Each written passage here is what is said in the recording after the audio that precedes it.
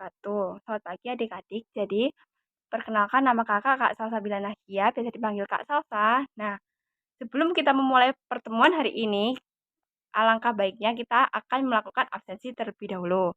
Nah, setelah absensi, kita akan memulai pertemuan pada hari ini. Pertemuan pada hari ini itu akan mempelajari tentang transformasi geometri. Nah, kita akan mempelajari tentang arti dari transformasi pada objek-objek geometri dan juga jenis-jenis transformasi sendiri. Nah, apa sih transformasi itu? Nah, transformasi merupakan perubahan terhadap suatu objek.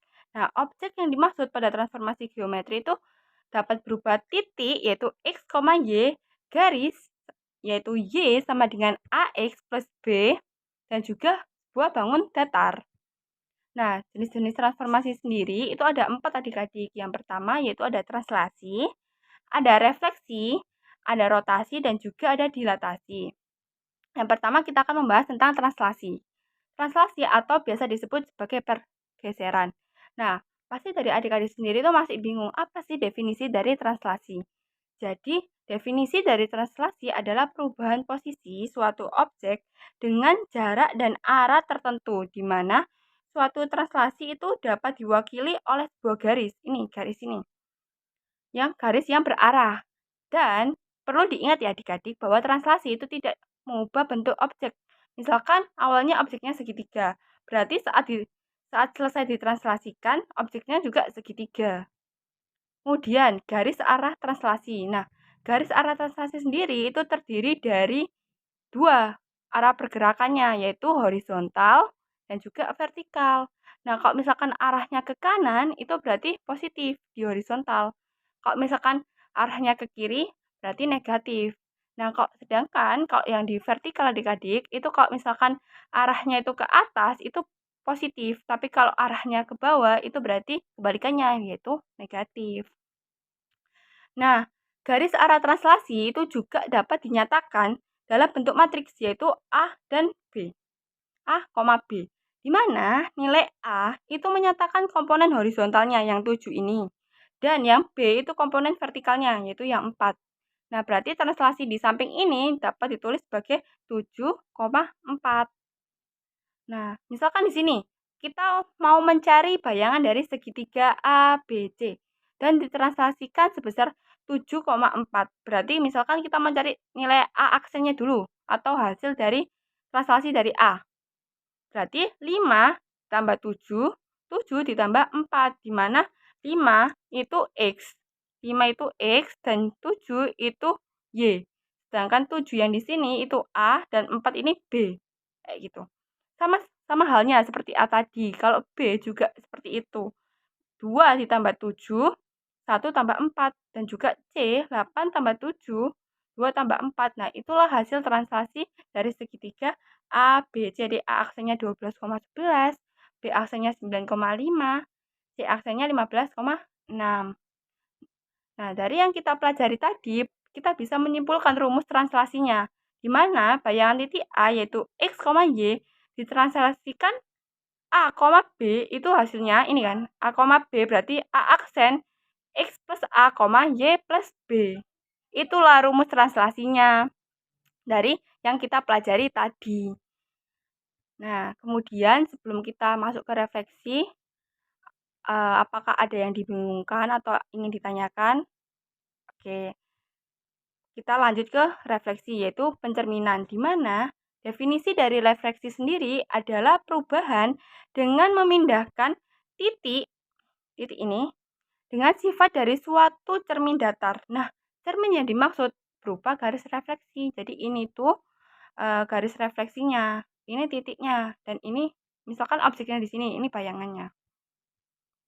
Nah, sifat refleksi sendiri itu jarak titik ke cermin itu sama dengan jarak bayangan titik ke cermin. Dan objek yang dicerminkan itu saling berhadapan satu sama lain. Jadi nggak mungkin berlawanan arah. Nah, tapi kalau refleksinya terhadap sebuah titik, selain refleksi terhadap garis, ada pula refleksi yang dicerminkan terhadap titik. Contohnya itu kamera pinhole. Nah, bayangan objeknya itu pasti terbalik, seperti ini. Ini kan titik refleksinya, ini objeknya. Nah, bayangannya pasti terbalik. dan berlawanan arah. Nah, macam-macam refleksi itu yang pertama ada refleksi terhadap sumbu X. Dimana misalkan titik A tadi kan X, Y awalnya direfleksikan terhadap sumbu X. Ini ya, direfleksikan terhadap sumbu X. Maka bayangannya itu jadi A aksen. Nah, yang berubah itu negatif Y. X, negatif Y. Awalnya kan 8,5. Kemudian direfleksikan. Berarti kalau misalkan yang berubah Y-nya berarti yang berubah 5-nya. Karena 5 kan Y. 8X, 5Y. Berarti 5-nya tinggal ditambahkan negatif. Berarti 8, negatif 5. Kemudian, refleksi terhadap sumbu Y. Nah, titik A yaitu X, Y. Jika direfleksikan terhadap sumbu Y, bayangannya itu berubah. Nah, yang berubah itu yang X, kebalikan yang tadi. Nah, berarti A aksennya berubah min X, Y. Jadi yang negatif yang X. Yang awalnya negatif 5,6, A aksen menjadi 5,6. Kemudian ada refleksi terhadap titik asal. Titik A, X, Y, jika direfleksikan terhadap titik asal, ya kan titik asalnya di sini ya, 0,0. Maka bayangannya yang awalnya kan A-nya kan 4,3 diadik. Nah, berarti A aksennya berubah karena terhadap titik asal yaitu 0,0, berarti dua-duanya atau X dan Y-nya berubah menjadi negatif. Jadi min 4, min 3. Kemudian ada refleksi terhadap garis Y sama dengan X. Misalkan titik A tadi kan X, Y. Direfleksikan terhadap garis ini. Y sama dengan X. Ada suatu garis Y sama dengan X. Maka bayangannya terbalik.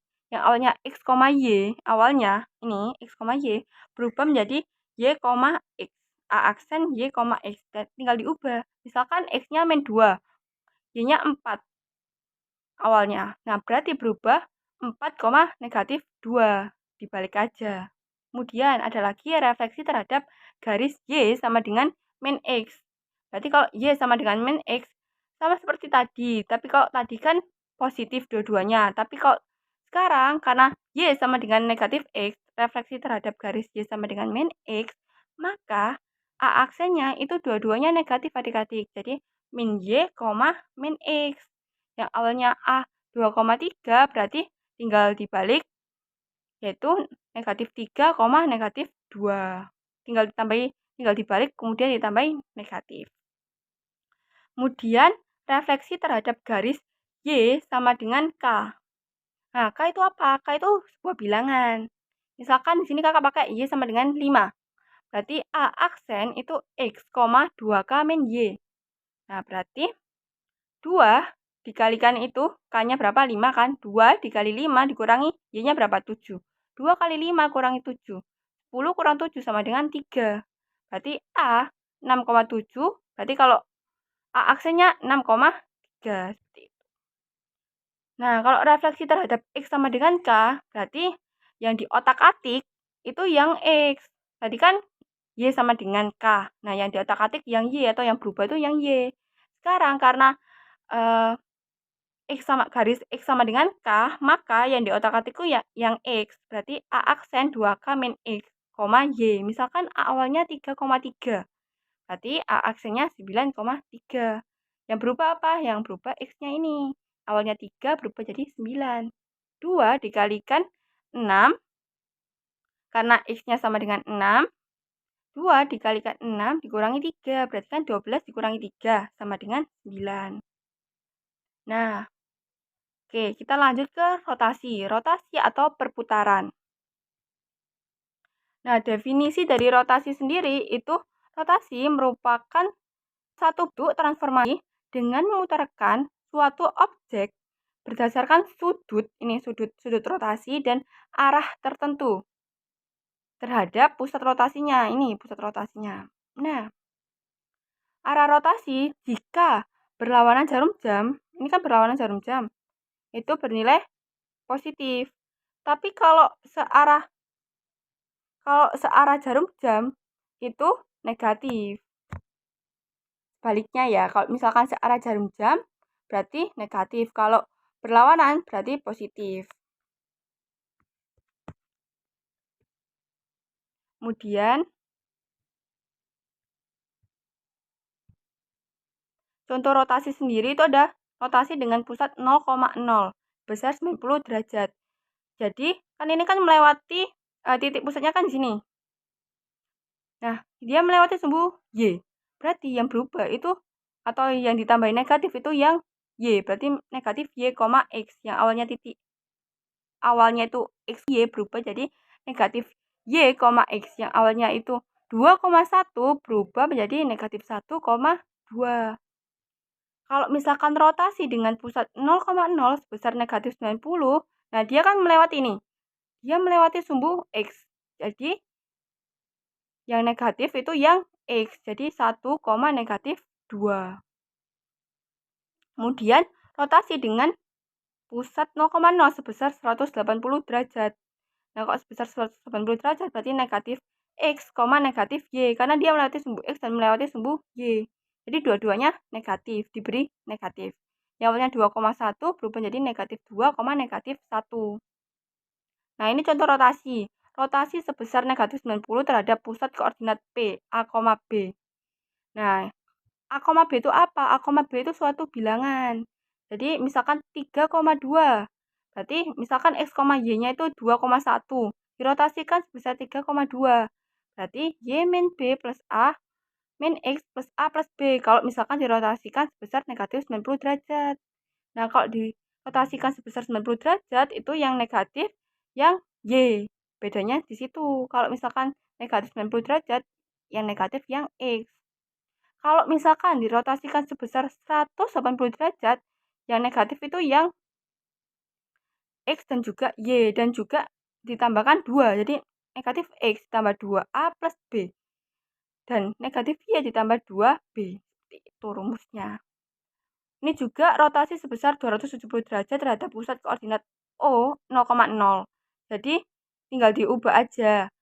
Yang awalnya X, Y jadi negatif Y, X. Dan juga kalau misalkan terhadap rotasi sebesar 270 derajat terhadap pusat koordinat 0,0, itu Y, negatif X. Jadi, kalau misalkan rotasinya sebesar 270 derajat, itu yang negatif itu yang X.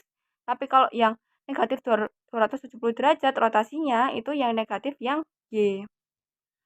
Nah, ini contoh rotasi. Nah, tapi kok ini kosinus itu adanya di SMA. Di sini cuma sebagai pengenalan aja bahwa di rotasi juga ada kosinus seperti itu. Kemudian kita lanjut di dilatasi. Dilatasi merupakan perbesaran atau perkecilan. Definisi dari dilatasi sendiri itu perubahan yang berkaitan dengan ukuran objek dengan faktor skala tertentu, mengacu terhadap sebuah titik yang disebut titik pusat dilatasi. Nah, faktor skala dilatasi itu ditentukan oleh panjang jarak titik pusat ke objek terhadap bayangan titik pusat ke bayangan PA atau terhadap titik pusat ke bayangannya itu tadi. Nah, kalau contoh di samping itu misalkan kayak gini. PA aksen itu 2 kalinya PA karena PA aksen itu lebih besar daripada PA. Jadi faktor skalanya itu 2 karena dia 2 kalinya lebih dari PA. Adik-adik.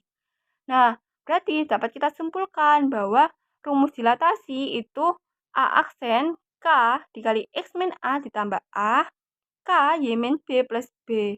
Dimana K itu apa, Kak? K itu perbandingan ruas garis dari O0 ke A atau pusat dilatasinya ke A dan juga pusat dilatasinya ke A aksen. Seperti itu, adik-adik.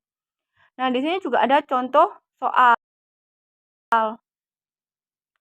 Misalkan titik P 2,1 dicerminkan terhadap sumbu Y, maka P aksen adalah, berarti kan terhadap sumbu Y, maka P aksen adalah, kan sumbu Y kan ini, berarti kan min X, Y, yang awalnya 2,1, berarti kalau misalkan terhadap sumbu Y, berarti negatif X, Y, yang berubah yang X, berarti min 2,1.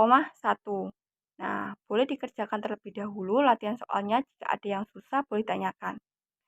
Oke, sekian pertemuan kita hari ini. Untuk minggu depan kita akan lanjut ke materi selanjutnya. Oke, sekian dari kakak. Wassalamualaikum warahmatullahi wabarakatuh.